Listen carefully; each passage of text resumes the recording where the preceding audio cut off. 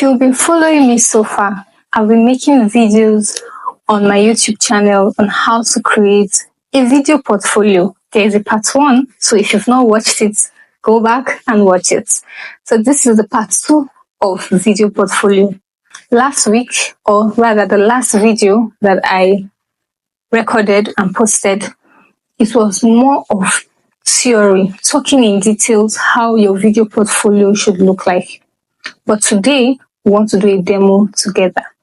So come with me, let's demo an example of a video portfolio so that you would not say you did not understand all I've been saying, or you would not say you don't know how to start. So come, let's go.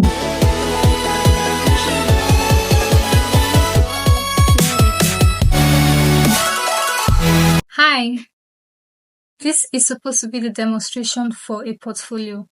Normally, my portfolio wouldn't start this way. So when you see this button here, it will tell you to record. So when I click on it and it starts counting 1 to 3, between the time it starts counting, I switch to the tab that I am looking to record so that the 1 to 3 will count inside that tab and I don't have to do too much edits. But if you're trying to gain mastery and you want to see yourself first before you start recording, you should know that by the time you're done, you should edit your video and cut out this part that is showing because it doesn't look professional. But I decided to do it this way just so I show you that if you click record, that 1, 2, 3 that starts counting, switch to the tab, like let all your tabs be ready that you're looking to work on. Switch to the tab that you want to work on and start recording. Okay, so let's quickly get into the portfolio. So I'm going to use this sample projects that I have worked on to explain. So I have built the project. Now I have email addresses and names of people that are hidden. That's why you can see, if you look this way, there are records I don't want to be out to the public, and that is why I'm hiding them. I just used auto numbering here so that this will show email was here before, but there will be no way to hide it, and that was why I hid it. So for the sake of this demonstration, I needed to explain that. Then if you come to automation, I've put on my automation here so that you can see it. So when you're recording your portfolio, now before I started this, I made sure to put on my automation. I didn't wait to when I want to start recording to come and put on my automations here. I made sure my automations were on. I had tried my automation to see it work here before I start recording this video because I'm not going to be building this project afresh. That is why I said this is not a tutorial. If you watched my previous video, I mentioned that it is not a tutorial, but a walkthrough. So let's get into the act now. Now I want to act like I'm recording the portfolio, right? So walk with me. Let me get into character. Hi, my name is Adeze, and I'm an automation workflow expert that works with tools like Airtable, Zapier, and Make.com. Today, I want to walk you through a sample project I did for a client where they own a gym, and in the gym, they are looking to send reminders to those who subscribe to the gym according to their plans. Based on the plans that they choose, they will be able to send automatic reminders to those who subscribe via email. So this is the demonstration. Here I have auto numbering my email. Let's just pretend that my email and names are showing. Mention that they are email. Then the membership type. These are the membership type, and these are the dates that they subscribed. And this is a formula with a short description showing that based on whatever they pick here, the date will automatically change, and I'll show you that in a minute. So this, when the email is being sent, it will automatically tick it here so that it doesn't resend the email again. As imagine sending somebody an email before, and because you have automated the process, the system sends them again. So it ticks it here, and when it ticks it, it moves them to other views here. So this is a walkthrough of it, and the number of days that calculates. So if it is exactly 30 days, will send it will tick and send them an email. So let me walk you through how that works.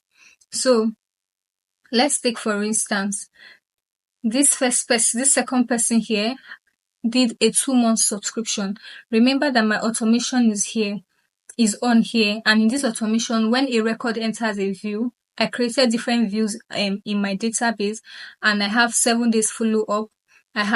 So when it enters that view, it will send them a Gmail, and when it sends them an email rather, it will update the record.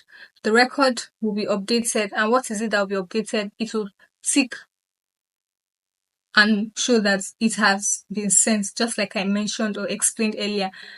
The same process it is for 30 days, just that the difference is that this will be a 30 days prior reminder. This one will be a 7 days follow-up after you have sent them an email 30 days before and they did not respond. There'll be a follow-up 7 days before their subscription has ended. You send them an email, and as usual, you update it with a tick. So let's go back and see how that works. So this particular person now, who is me, so that I'll show you the email that is being received.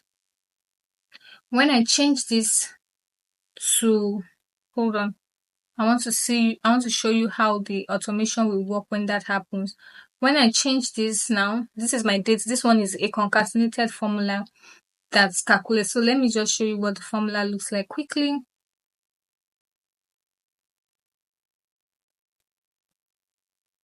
So this is what the formula looks like. It's just some concatenated formula like date add. No, not concatenated, sorry, conditional. When date add membership date, if membership date is equal to 2 months, it should be 2. If membership date is equal to 4 months, it should be 4, and like that.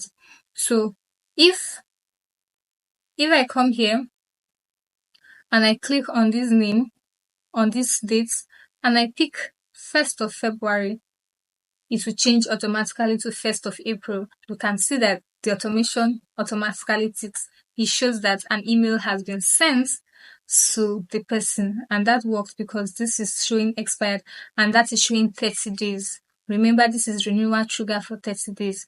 You can see that this has been ticked. So let's go and check the email to see the email we received. You can see, hi Adeze, your gym membership is expiring on so date. Renew now to enjoy your workouts. Click here to renew. This is not an existing website. This is just for demonstration. So that about this automation. So I hope that this walkthrough I have given you gives you an insight as to how I can help your business streamline automation and not have you have a manual intervention. It helps you understand the need for your business to be automated, and with this I was able to help these clients cut down on manual intervention and also help them to automate sending out emails to members who subscribed and needed reminders to renew their subscription. I look forward to working with you and automating your processes. Once more, my name is Adeze and I'm an automation workflow expert. Thank you. Did you see how that went? That is a glimpse of how a proposal video should look like. I hope this helped you. So I come back here and I stop recording. So when I stop recording, I don't know, there should be a place that shows when you stop recording that will show you video editor. You will click on that place. I'm not able to see it now, and I'm not sure I can record when I want to show you inside of Vimeo, but I'll try to see if that works so that you see how. I will not show you how to edit. It's expected that you should have known how to do cut and join of places you don't want, especially this place that is showing now. It's expected that you cut out this place so that it's not showing. So when you're creating your portfolio, try to make sure that your last words are being said on the page that you find yourself. Now, if you see that I finished giving my speech, my closing speech and call to action here before switching camera, I made sure that I was done talking before I switch. Now, when you're editing and you don't do that, you will struggle with cutting out that part when you have switched, because when you switch and you did not complete your sentence in the in the tab that you are, you will cut out what you said. So if you find yourself in a particular tab, make sure to finish talking. If you make mistake, you can stop and say it again. You can always cut that part out. Stop and say it again before switching to another tab, so that when you switch to the tab that you're going to cut out, especially maybe if you switch here now and you're looking to stop it, you would not struggle with having to find a way to fix in a word that you had said just because you were not patient enough before switching. So finish saying whatever you're saying in a specific tab before switching to the tab that you will need to cut out, especially a tab like when you want to stop your recording. I hope this was helpful. I hope you gained insights as to how to record a portfolio. So this is not typically my portfolio. This was just a demonstration of what your portfolio should look like, where I had done a project, the project had been done, and I was just doing a walkthrough and showing how the automation happened and the email I got and all that. By the time you'll be seeing this video, a lot of things would have been cut out in terms of edit, because I also made mistake in terms of talking, and it's okay to make mistake. Editing will fix it. Just make sure that when you realize you've made mistake, don't panic and stop the video. Just take a deep breath and repeat that part again, so that by the time you're editing, you will cut out those parts. It will be easier to cut out those parts by the time you start panicking and you're going back and forth. But if you are recording and you realize you're making mistake, you can come here, pause, put your thoughts together, play, and go back to what you were saying. The only thing is that you have to cut out the back and forth you are doing between tabs. Okay? I hope you enjoyed and understood the explanations I gave on demonstrating the video portfolio. So go ye into the world and go and create your video portfolio.